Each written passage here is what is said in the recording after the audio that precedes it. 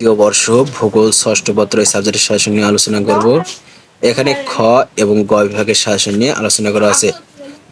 ক বিভাগের জন্য যে বোর্ড প্রশ্নগুলো দেওয়া আছে সেই বোর্ড প্রশ্নগুলো পড়লে সেখান থেকে অবশ্যই 100% কমন পাবে। ক বিভাগের 1 নম্বর আছে শহরতলির বৈশিষ্ট্য লেখো।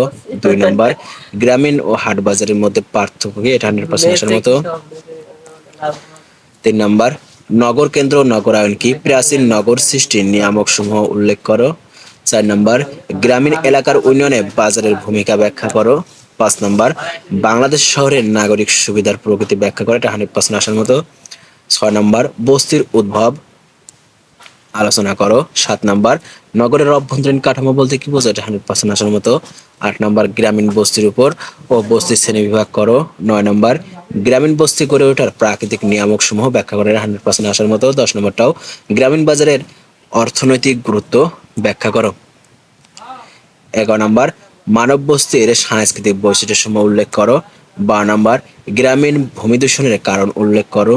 13 নম্বর নগরায়ন প্রক্রিয়া ও নগরের ভূমি ব্যবহারের ধরন সমূহ বর্ণনা করে, এটা 100% আসার মতো।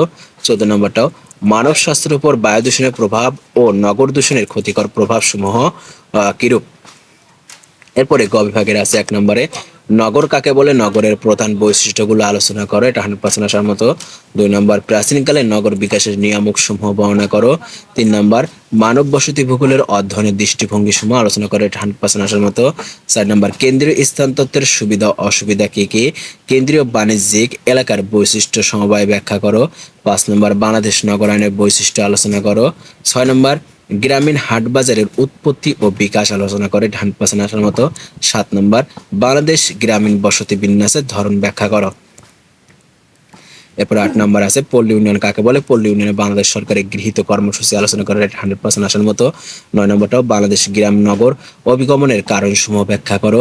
10 নম্বর কেন্দ্রীয় স্থান তত্ত্বের প্রবক্তাকে এই তত্ত্বের মূল বক্তব্য বর্ণনা করো। 11 নম্বর নগরায়ন প্রক্রিয়া বলতে কি বোঝো, নগর পরিবহন সমস্যা বর্ণনা করো। 12 নম্বর ঢাকা শহরে বায়ু দূষণের কারণ ও প্রতিকারের উপায় বর্ণনা করে, এটা 100% আসার মতো। 13 নম্বর বাংলাদেশ নগরায়নের সাম্প্রতিক ধারা ও বাংলাদেশ নগরায়ন ক্রমবিকাশ আলোচনা করো। 14 নম্বর নগর দূষণের ক্ষতিকর প্রভাব সমূহ ব্যাখ্যা করো। এগুলো পড়লে এখান থেকে অবশ্যই 100% কমন পাবে এবং পরবর্তী সাবজেক্টগুলোর সাজেশন পেতে অবশ্যই চ্যানেলটি সাবস্ক্রাইব করে পাশে থাকো। সবাই ভালো থেকো, আল্লাহ হাফেজ।